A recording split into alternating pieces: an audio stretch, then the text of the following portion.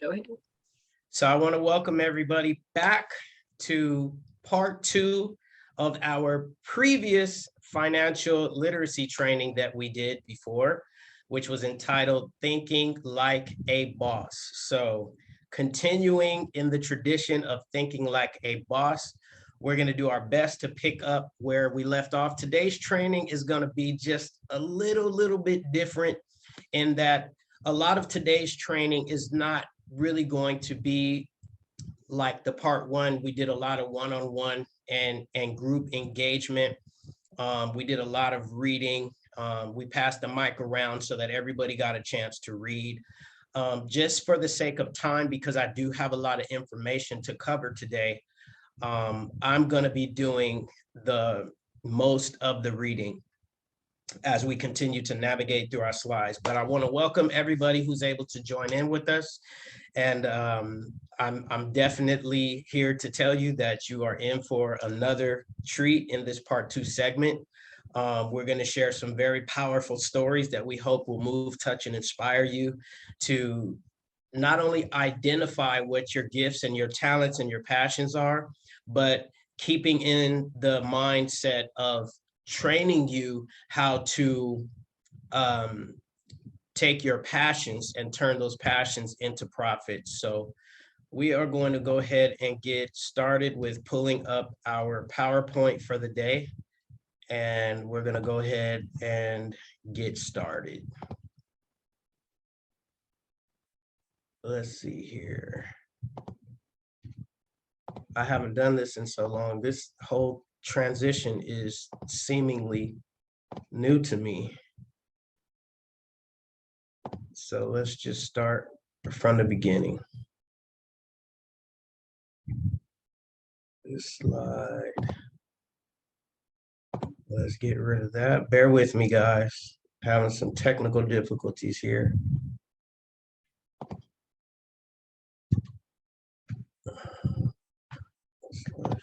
Here we go. All right, let's get it.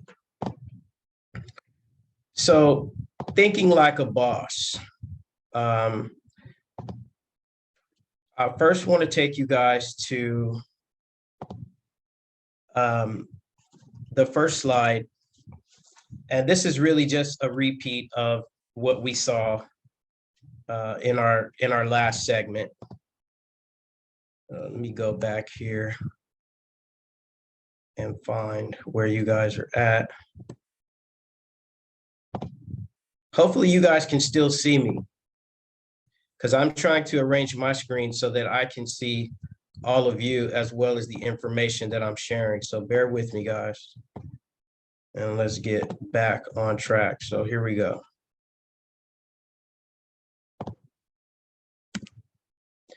The financial principles and tips shared in this financial literacy training segment are taken from the book Modern Day Mentor. This book is a very timely publication in today's ever-changing society that is an excellent resource guide that steers our youth in productive directions. And for those of you who are interested in purchasing a copy of this book, you can find it online by visiting www.barnesandnoble.com to secure your copy. So do we have Mari, are you still on? If you're still on and you can hear me, I would like you to please read this slide. I don't see a slide. We don't see the slides, Dameon. Oh, you can't see the slide? Okay, let me go back. Let me go back, guys. I guess it would help if I share my screen.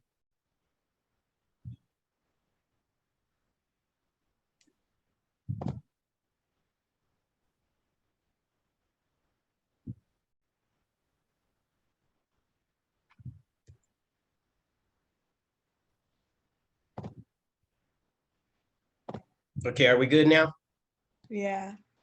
Okay, could you please read that slide for us, Mari? Okay. Participation and admonishment.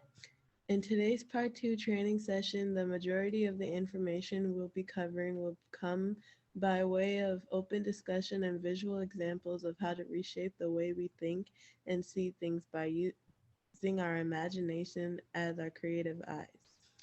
As we will learn in the forthcoming slides, mindset will always play an important role in how we see and interpret business ideas. The takeaways that each student will be able to walk away with and build upon in the days, weeks, and months ahead can provide endless opportunities for personal growth and limitless success. Very good. Participating in learning events will also creates an opportunity for you to overcome your fear of public speaking. Never be afraid to ask questions or make valuable comments in an open forum. The most hurtful question is the question that never gets asked. A closed mouth never gets fed. So if you're hungry for knowledge, let's eat. Like we said in part one, if you're hungry for knowledge, let's eat. So before we go to the next slide, I just want to remind everybody in attendance right now that when you're thinking about being in the mindset of thinking like a boss, there should never be a fear of you asking a question or seeking out information from some source other than your mind, other than what you already know, okay? And part of being a boss is being willing to do things that have either always made you feel uncomfortable or things that you are discovering that make you feel uncomfortable in the pursuit of building your business. And as long as you have a boss mentality, I want you to also have a no fear mentality. You can't be a boss and be afraid at the same time. You have to choose one or the other. Either you're going to be afraid to start your business, either you're going to be afraid to become an entrepreneur, either you're going to be afraid to reach for the stars, to reach that high level of success that you've always desired, right? Or you're just going to boss up and take whatever is thrown at you and learn from the experience. So I want you to keep that mindset. So later in the presentation, we are going to pause for a minute in case anybody has any questions. So this is the time that I want you to grab a pen and some scratch paper if you have any handy, so that as I'm speaking to you, as we go through each slide, whatever question you think you may want to ask, or whatever comment you think you may want to make, write it down so that when I call on you, you already have a ready recollection of whatever your question is going to be. So I wanted to start off the training today with an open discussion based on those of you who may have had questions in part one and for whatever reason did not get a chance to get your questions answered. I believe, if I'm not mistaken, Miss Adrian, you mentioned that you did have a question at the end of part one based on some stuff that we had talked about in the last training. If you remember what those questions or concerns were, I'll be more than happy to answer your questions at this time on this slide. No, unless it was something that the kids had and it was relayed to Jackie, but that was a while ago, so it would be something I'd have to look up. Okay. Mari, is there any questions that you had from last training session that you wanted a little bit more information on, or maybe some better or more clear ideas of how to get something started or how to pursue something business related? Did you have any questions? No, I didn't really have any questions. Okay. So the first bullet that I wanted to go over in this particular slide is one thing that came to my mind that a lot of people ask me questions about. And so because I get a lot of questions about this offline, I kind of wanted to bring it into our training forum to go over some ideas with you guys so that you guys can get an idea about the differences of what we're going to be speaking about. So the first bullet says, what are some major pros and cons between earning a degree versus going into business for yourself. So earning a degree is basically going to be related to whatever career field you feel passionate about getting into, right? So if you want to be a nurse, obviously you're going to try to get a degree in medicine, or you're going to try to get a degree in nursing or public health or things related to that field. If you want to be a psychologist, obviously you're going to be striving to earn a psychology degree, so that once you get your degree and have enough work experience under your belt, right, you can work for some high profile, organization that specializes in that field, or you could possibly even start your own practice and basically create your own clientele that you can see on a regular basis as a psychologist. So earning a degree is good. I don't want people to get the idea that I'm bad mouthing, people who are striving to get a higher education, to get a degree in whatever career field they want to get into. And I'll use myself as an example. So when I first started going out for my degree years and years ago, my initial area of expertise that I wanted to continue my education with was administration of justice, commonly referred to as criminal justice, right? Because my ultimate childhood goal at that time was to become a police officer, so that I knew those types of courses would push me closer and closer to achieving that goal. That's what I started trying to earn my degree in. Midway through that, I had a change of heart. I ultimately lost my desire to pursue a degree in criminal justice or administration of justice, and I ultimately earned a bachelor's degree in business management. But the key thing that I want you to remember in this discussion is that even though I earned a bachelor's degree in business management, I do not currently utilize that degree to further the development or progression of someone else's company. Meaning, I don't work for a company in the capacity of any type of management position, even though I do have a degree in that. And I've found over the years that a lot of people who get degrees in certain career fields very rarely enter into that exact career field.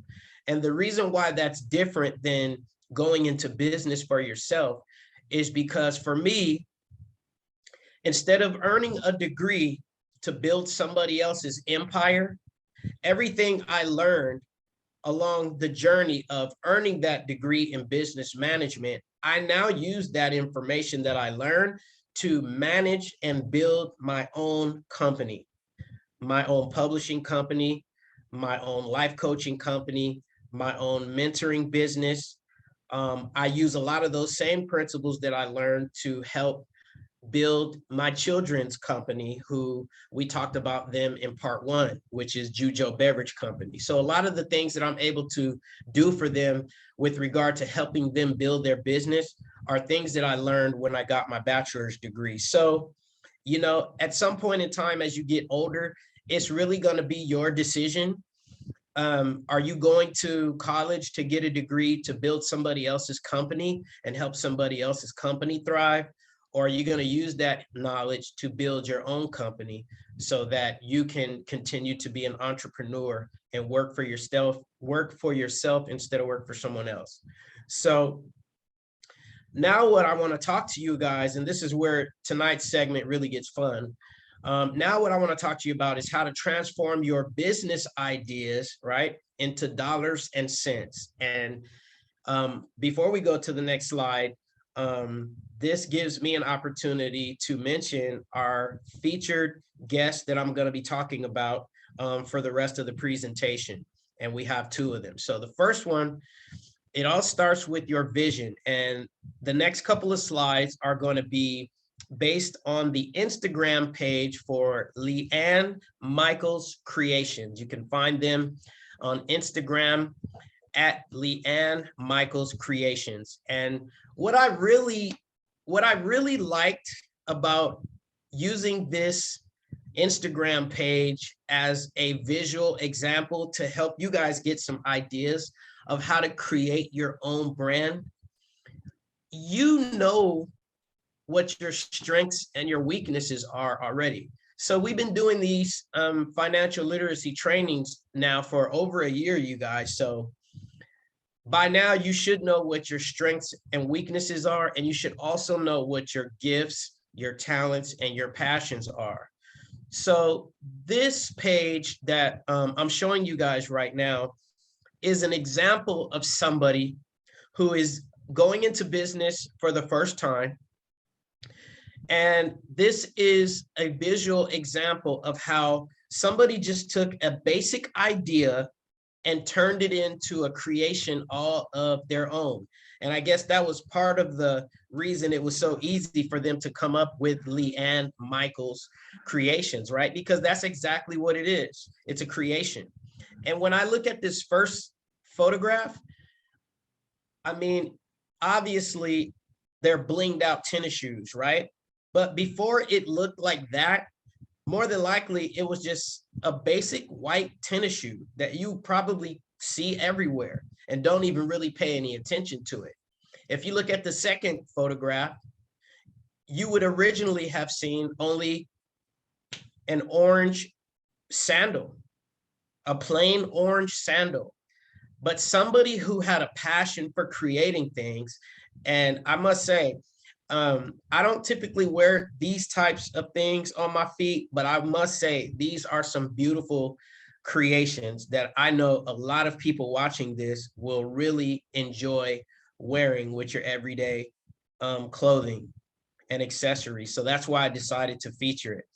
And so as we go through these slides, I want you guys to really pay attention. And although you're seeing somebody else's work, I want you to start thinking in your mind what these shoes and what this sandal would look like if you were to create something special out of it, right? And that's the whole process of thinking like a boss. When you see ideas that captivate your attention, make that idea your own and put your own creative touch to it, right?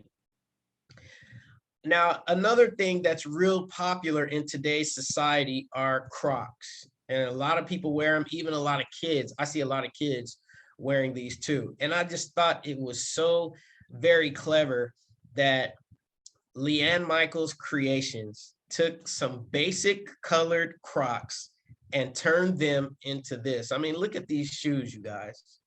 Disney themed Crocs. Very clever, very well put together, very classy. And I could see some little girl in middle school wearing these on the weekend when she's out running errands with her parents and just flossing. Really, you really would stand out in these. And I just thought that these were so very creative that I wanted to feature them in today's financial literacy training, because right now, since we've talked a lot about a lot of other business concepts from the time we started to now, I now want to start putting visual reminders in front of you guys so that you can have an idea readily available to you to go back to at some point, to look and see how somebody else took something very basic and turned it into something very fashionable. And this could be your business, right? And here are some more images of the same Crocs, just different angles to show you the full scheme of how they were put together, the different colors that were used. I'm pretty sure all you needed was a glue gun, a creative mind, and time on your hands to turn this creation into what it looks like in this picture. So again, as we go through these slides, and we're going to go a little bit fast because there's a lot of meat that I want to get to towards the end. which is part of what we were unable to cover in part one. So I don't want to miss that opportunity a second time. So based on anything that you guys have seen so far, do you feel your mindset starting to change and begin forming innovative ideas that fit your talents or passions? I mean, let me know what you guys think. I mean, Mari, you're on the discussion with us right now. I mean, I don't know if you've ever seen anything like this before at school or when you're out with your parents or whatever. But just by seeing these images on tonight's financial literacy training, do you feel like these images give you an idea to start developing some of your own concepts if you decided to create similar fashionable things like this that other people may want to buy from you in the future? Yeah. Those images were like really like some like kind of something I would want to wear, and it kind of gives me like motivation, I guess, to like put together something that would look like that, but also like change it up a bit to make it my own. So while you were looking at those pictures, you were already thinking in your mind, this looks good, but if this was my shoe, I would do this and this and this and this to it to make it look a little different, right? Is that a little bit what you're saying? Yeah. Nice. And you're being a little bashful today, but that's okay. I'm not going to put you on the spot, but I know you have a very keen eye for fashion, I will say. So I thought of you when I was putting these slides together, and I just thought to myself, Mari is gonna love these shoes. So I'm glad to hear you say that, because it kind of made me feel like I was right on track when I was putting this presentation together. So based on how you would start doing this as a business, I mean, do you have any additional thoughts or concerns about how to get started, about how to promote it, how to market it? Do you already have in your mind, like if you were to create a pair of those shoes within a week from now, do you already have in your mind some ideas as to who you would maybe want to sell those to? Yeah, I pretty much have in mind like who I would try to sell them to, because I have like close people in my life and like friends that have similar tastes to me. So I would like go after them first and try to like branch out to like their relatives or whatever. Very good. Well, like I said, this is going to be a presentation that you're always going to be able to refer back to. And once we finish this and wrap this up, you're always going to be able to refer back to this in case you want to be able to build on whatever ideas come across your mind between now and then. So that's good. So let's go to the next slide. So if you like that, Mari, I think you're really going to like these next couple of slides.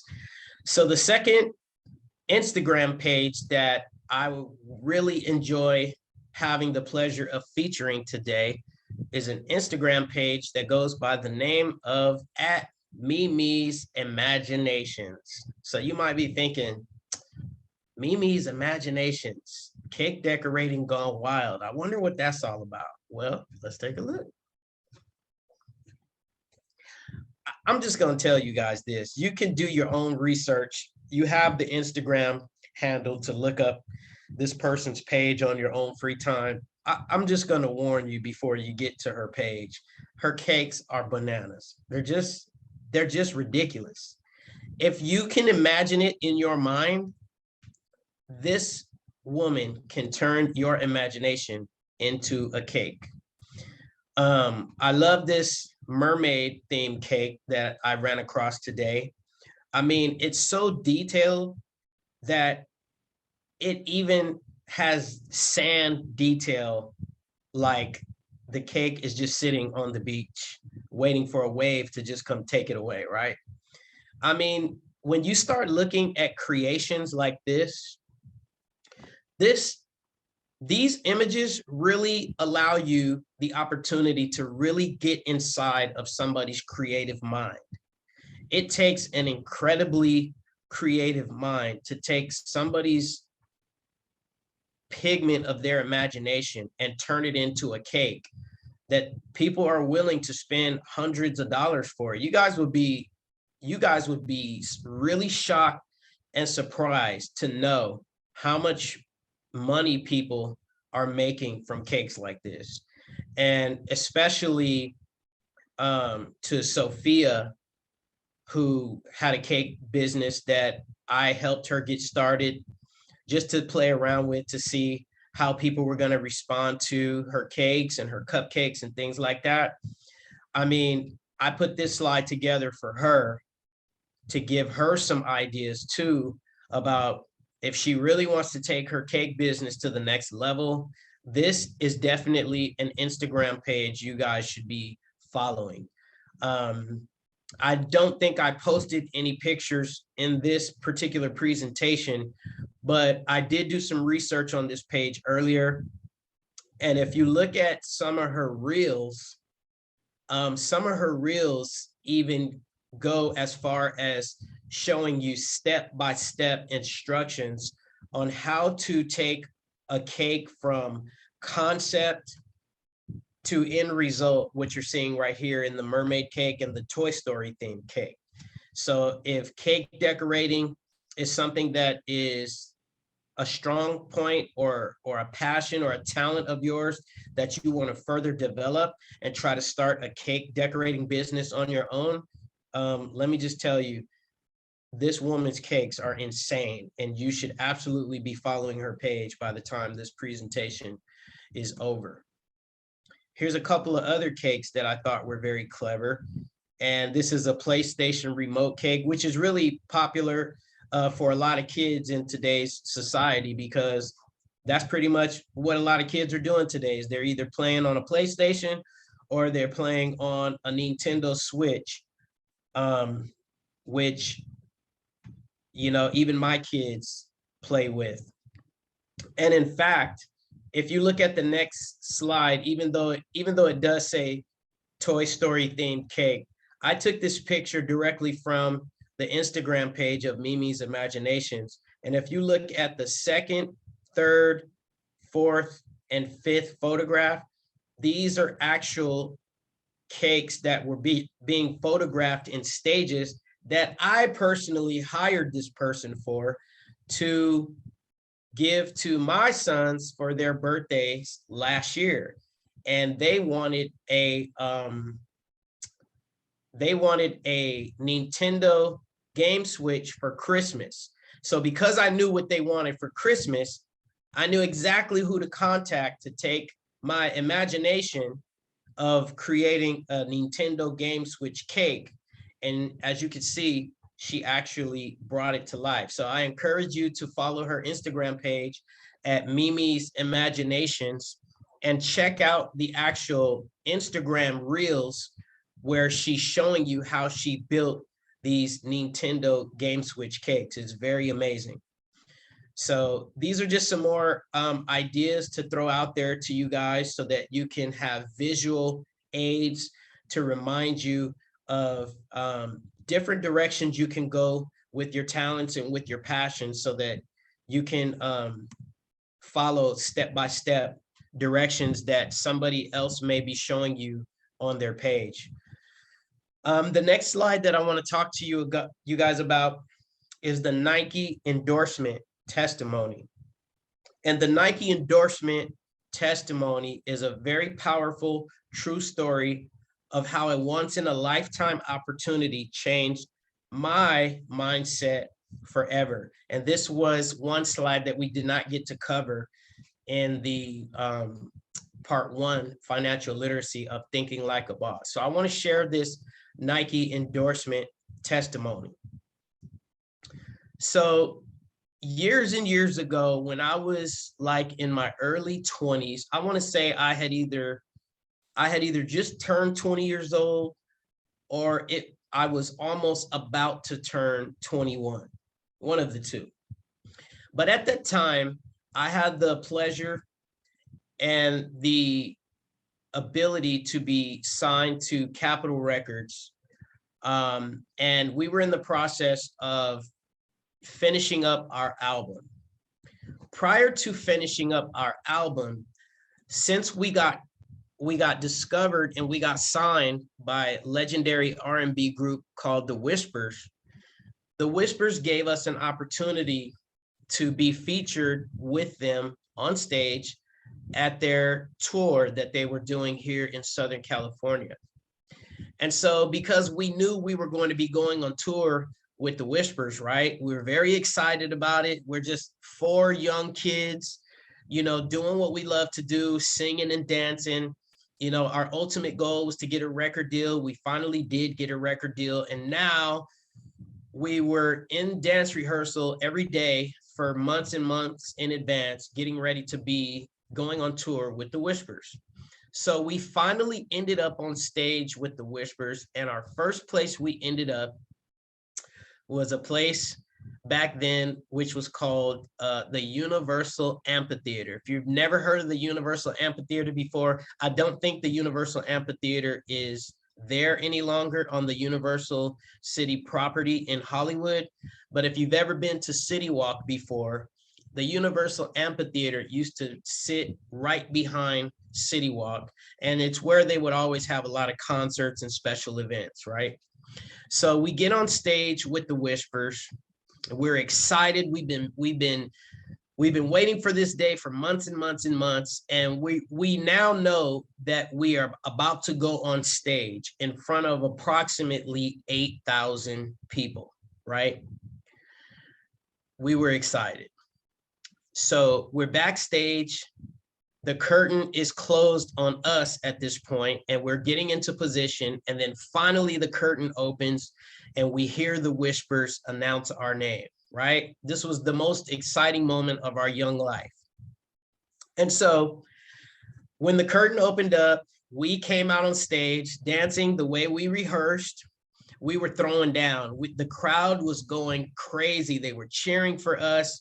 The lights on the stage were so bright, we could only see the people in front of the stage, probably like the first 8 or 10 rows back. The rest of the auditorium, like the rest of the 7,500 people, we could only see them if the lights shined on them, right? And so we're doing our thing, we're throwing down, and then it's time for us to walk up to our microphones and start singing. And let me tell you guys, this is one of the most embarrassing moments of my professional entertainment career recording artist story ever. Our dancing was on point. It was flawless. For some reason, the moment we grabbed those microphones and started singing into those microphones, I just wanted to cry in my spirit. Like, it sounded so awful, you guys. Our harmony sounded so horrible. The only place I wanted to be was in a dark room where nobody knew that I was even in existence. Like, that's how terrible our vocal performance was. And I'll never forget the lady I saw in like the first 4 rows of the at the end of the stage. And this lady was squinting her eyes and she was plugging her ears like this, as if to say, please stop singing. And if you could just imagine, by the way that I'm telling you this story, by the time we got upstairs to our dressing room after our performance was over, we were at each other's throats. We were blaming each other for who came in on the wrong note and who started off with in the wrong key and who was not on the right pitch. It was a hot mess, right? We were very angry at each other, and we were very upset at our performance, to say the least, right? We just screwed up a major performance, not only in front of a legendary R&B recording group, the Whispers, but in front of like 8,000 people who would have probably bought our record when our album came out, right? So long story short, we are just in our room, our dressing room, not talking to each other. Me personally, I was literally hiding underneath the vanity table. I was hiding under it. Like, I didn't even want my manager to know where I was at. Like, we were hiding, And so we get a knock at this door, at our dressing room door. My manager opens the door, and a guy by the name of Herb Trawick walks in with a lady that we had never seen before. And Herb Trawick at that time was the manager for a recording artist known as Brian McKnight. And so he walked in with this lady. He introduced this lady to us, and they talked about our performance, which we clearly did not want to hear at that time because we already knew we did horrible. And guys, here's the turning point to this story. This lady that Herb Trawick introduced us to ended up being a very powerful lady. And she was one of the head representatives of Nike. Yeah, Nike, the tennis shoe company, right? By the time she finished shaking our hand and talking with us, by the time she walked out of that room, she offered us a Nike endorsement. I'm not making this up. Even though we bombed in front of 8,000 people and did not do half of what we rehearsed the 3 months prior to going on stage with the Whispers, like we totally screwed up. But even though we felt like we screwed up very terribly, we still got offered a Nike endorsement. So if you're not really sure what a Nike endorsement is, let me just create a quick picture for you. A Nike endorsement is an opportunity. So like if our record was to come out and we went on tour all over the country promoting our album and doing music videos and appearances on television and things like that, Nike was willing to sponsor all of our clothing. All of our clothing would be sponsored by Nike, and we did not ever have to pay for anything. We didn't have to pay for anything that had Nike on it. We didn't have to pay for tennis shoes, jumpsuits, sweatsuits, t-shirts, none of that. And so we thought that was very powerful. And the reason why I wanted to share this testimony with you guys is because since you're so young and you don't really have a concept of how business is supposed to run and how to really do the right types of things to make sure that you're creating a successful business or creating a successful brand, I'm here to tell you that at some point in time, right, no matter what you think you have planned out to do for starting your business, once you get out there and start actually doing the work to promote your business and let the public know what your business is, at some point in time, you guys, you are going to fail. Okay? I want you to know that you're going to fail. But just because you know from the beginning that failure will come, that failure that you're going to experience is not going to make you a failure. So what I want you to do is learn from the experience of the failure that will eventually come your way. And don't be so hard on yourself when it happens. Just understand that failure is going to happen. And your only job when failure hits is to make the best of it and learn from the experience so that you don't make the same mistakes moving forward as you continue to grow your business and promote your brand. That's why I'm telling you this testimony.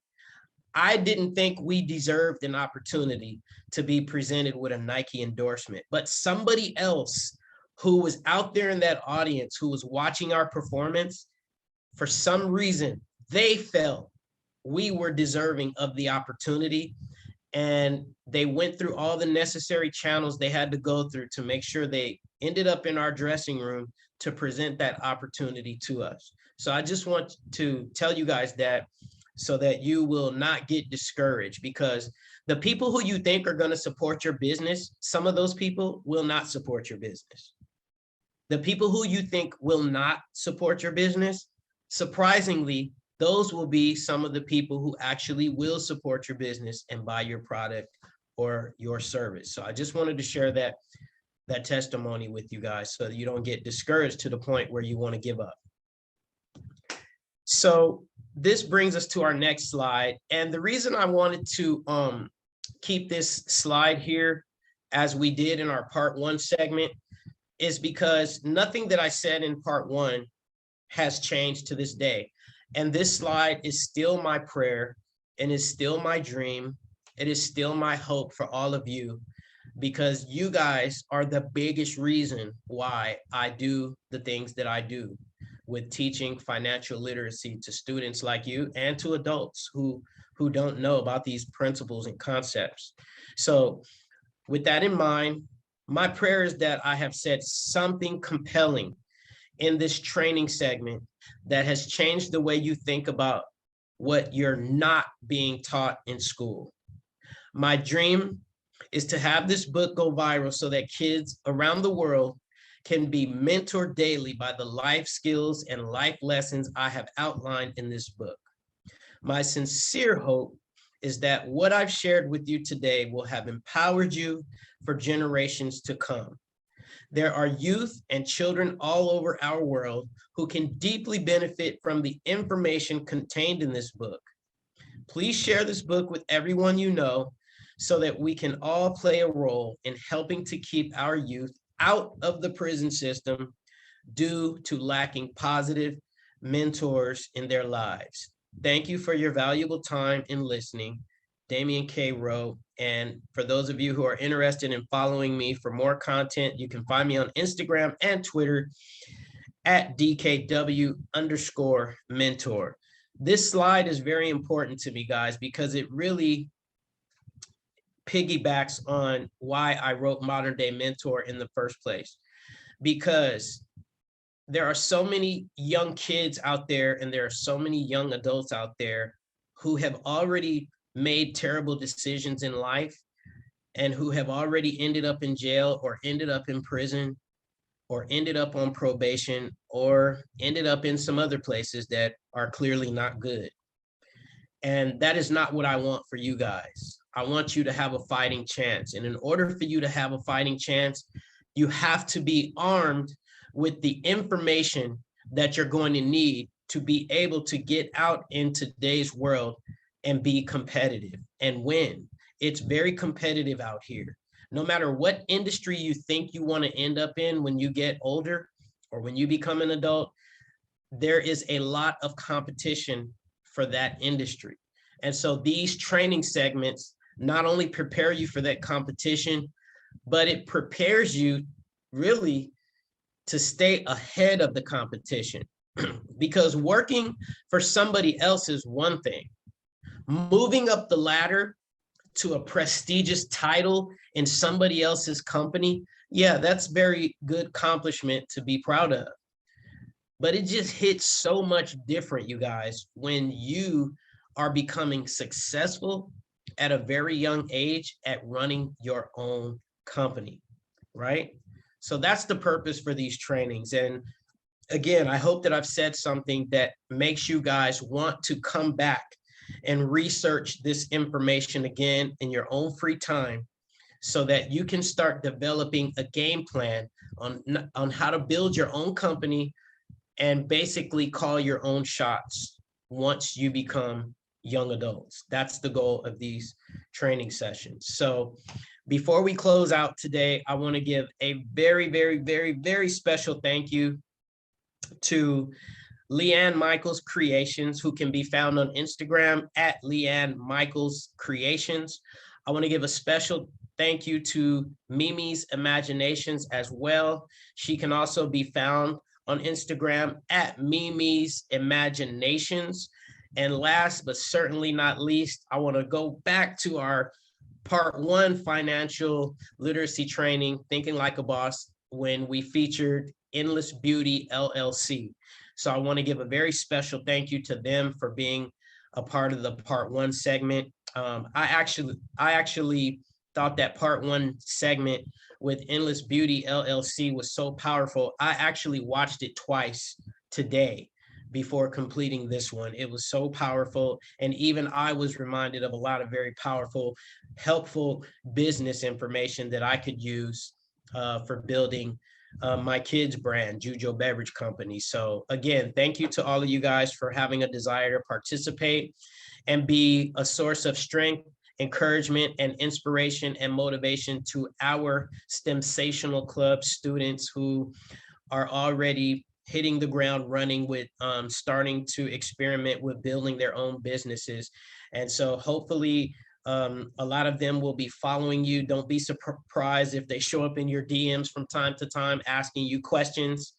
And I know and I trust that if that happens, you will definitely steer them in the right direction. So without further ado, unless anyone has any questions for me to answer or special remarks of your own, that's going to do it for part 2 of our financial literacy training with regard to thinking like a boss. So does anyone have any questions? Going once, going twice, don't. Thanks, Dameon. That was I'm gonna turn this back over to Miss Adrian. But Miss Adrian, before I turn this back over to you, I want to piggyback on something. And it's really important that I say this before we close. So I had an opportunity, and Miss Adrian did as well. We recently had an opportunity to participate in an annual event put on by the women of AT&T. And it's basically the Women of AT&T Leadership Luncheon.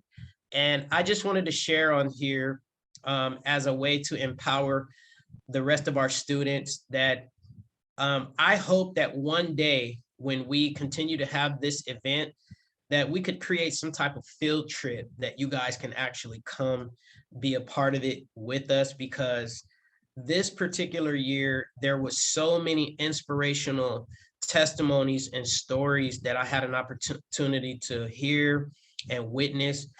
And it really just touched me so much. It touched me so much to the point that I wanted to share it here on our platform with our students. And one takeaway that I got from a few ladies who shared their testimony, it almost goes to speak to what I just told you a few minutes ago. And these women shared some very dramatic stories about what their journey along their line of success has been like. And something that didn't start off as a good story turned out to be an awesome testimony of how they persevered and how they overcame and how they basically just made lemonade out of all the lemons that life threw at them in their circumstance. And so I want to send a personal shout out and thank you to the women of AT&T for allowing me to be a part of your event so that I can take that information that I witnessed recently to share with the younger generation, who I am confident will absolutely be the next wave of innovative leaders in our society moving forward.